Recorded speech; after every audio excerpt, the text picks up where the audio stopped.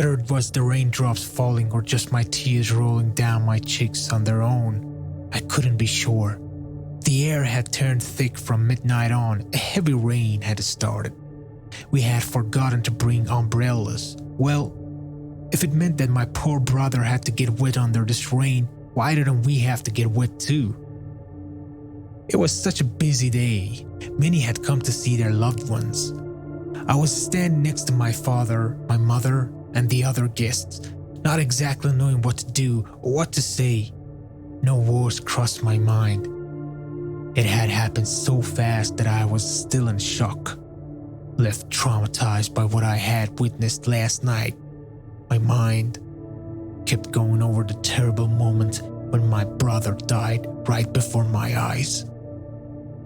Ironically, it felt like one of those unrealistic, funny scenes you see in the cartoons.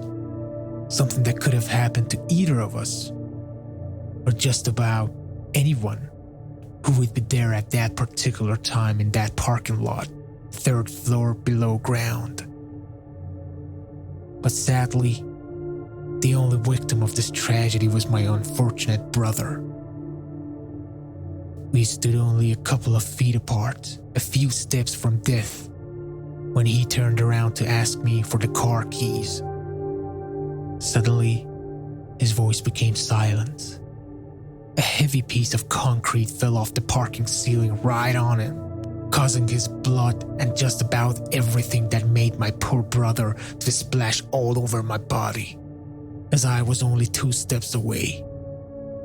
No matter how much I thought about it, how I struggled, I couldn't cope with the fact that just moments ago we were hysterically laughing to one of those so-called horror flicks that we had just watched. It was one of the silliest horror movies we'd ever seen. The movie was about a young writer. Down on his luck, the harder he tried, the lesser he got results. Until, finally, one midnight, he hopelessly goes to the roof to throw himself off. And just as he's about to do it, a horrible demon greets him.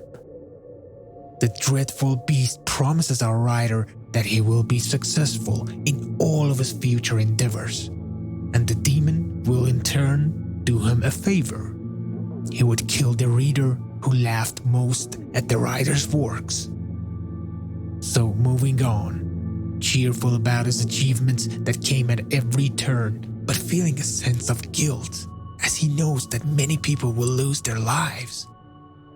The young writer decides to only write horror books so that the terrifying demon wouldn't take more lives. And how hard we laughed at those goofy scenes of the readers getting killed off, when they suddenly caught on fire or turned to a pile of ash, all the while unable to stop laughing. And the greatest laugh of all came when we saw the stupid phrase based on true events at the end of the movie. Now, my poor brother lying asleep beneath piles of soil, with my ears still ringing with the sound of us and all the others laughing.